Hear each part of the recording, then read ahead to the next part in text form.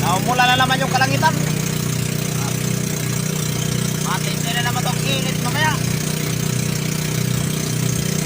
Dahil ko, summer time ko, sa may lusa pa rin. Sa may ano pa rin, Kadiwata, Samar. Yan.